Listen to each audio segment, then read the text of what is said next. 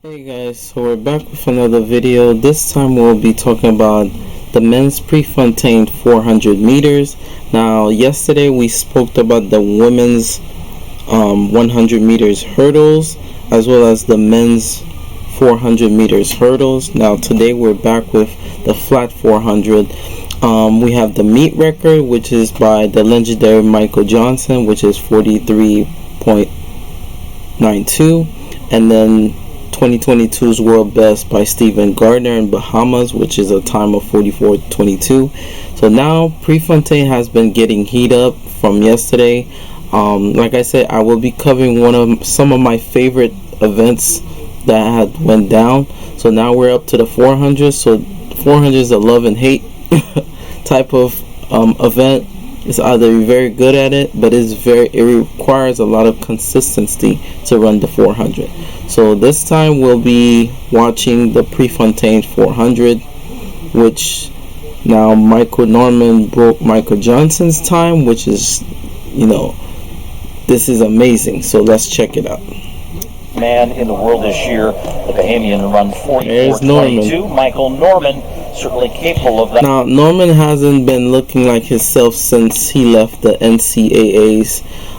I know he had like a couple of injuries here and there, but the fact that he's coming back in his own is pretty good. That kind of performance. Yeah, he's used to these conditions. He ran 43.6 to win the NCAAs here about 4 years ago, but only fifth at the Olympic Games. So these are the people that's going to be running. So the field is literally stacked. You have Canary Mangagori, you have Vernon Norwood, Brace Damon, Michael Norman, Karani James, who is also a veteran. I will be covering him in the future on his legacy and what he has done for the world of track and field. You have another Michael, which is Michael Cherry. And then you have Jerome Richard and Matthew Hudson Smith and Isaac McCullough. Also in this field in lane 5 is Karani James. He's been to 3 Olympics and won a medal every single time. Yes, he is a legend, man. He has won gold in London, silver in Rio, and he had won bronze in Tokyo. And the fact that the man has a condition and he still be killing it, that's why he's some of the few athletes that are really revered. To make it 3 separate Olympics alone is a feat, especially in Rio when that world record was broken by Wayne Van Nieger. It's crazy. Only man or woman to ever do that in the 400. Watch for Cherry in 6 as well. He's been running well. He won at Mount Sac. Men's 400 meters at Pre.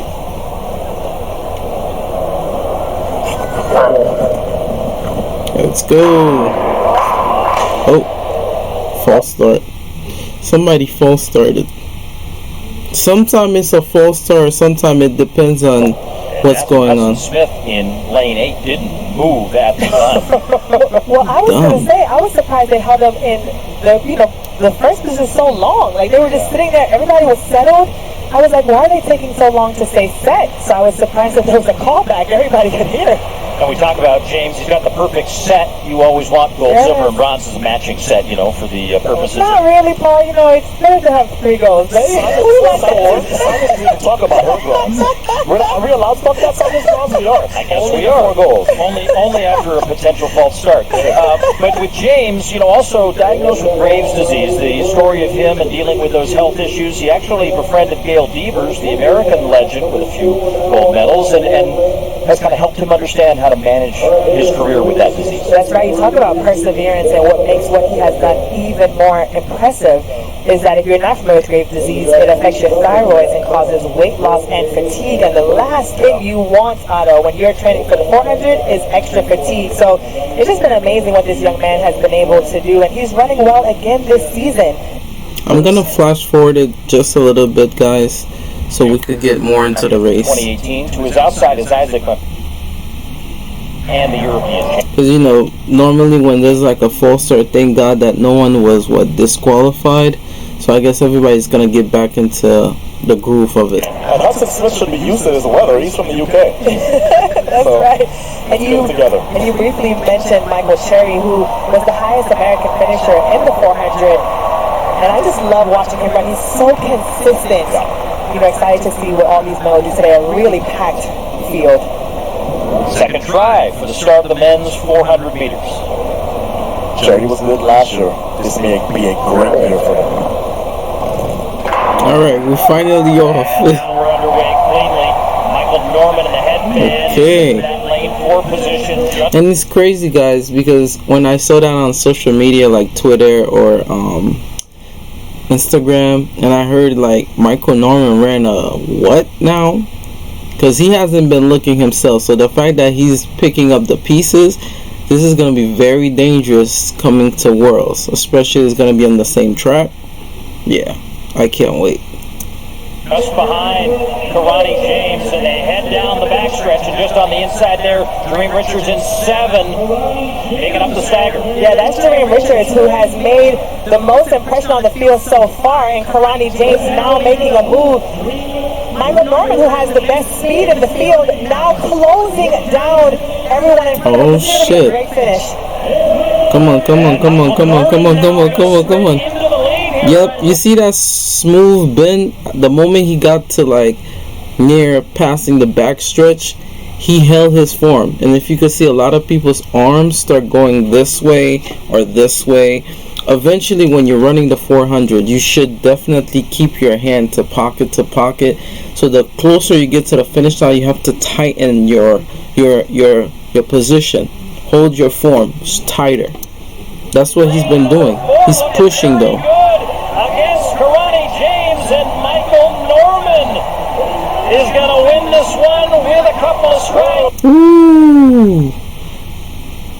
So he broke the meeting record. So he's in like mid 43 shape right now.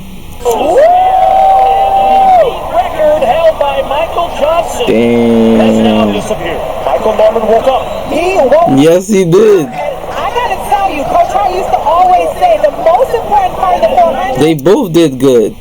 is that far turn, and that's where Michael Norman kept falling asleep out in the big races. Yo. He was able to pull on that speed, his confidence. What a phenomenal run for him this early in the year to go 43.6. It's cold, it's been raining, he hasn't been running well. This is a great You see that? form for Michael Norman. So he won the NCAA. Look how he's getting out the curve. But look at him come off of that turn. You see it on the turn, but as Sonia said, it started about 200. It's almost like he said, okay, last gear activate now. Look at the separation. So Michael Norman is going to go back to Los Angeles and think, okay, this is the performance that I've been literally waiting on since the Olympics last year. Lots of confidence for the young man on your screen. That's the best time he has run in over a year. And not only was that, Look at the time. So 43.60.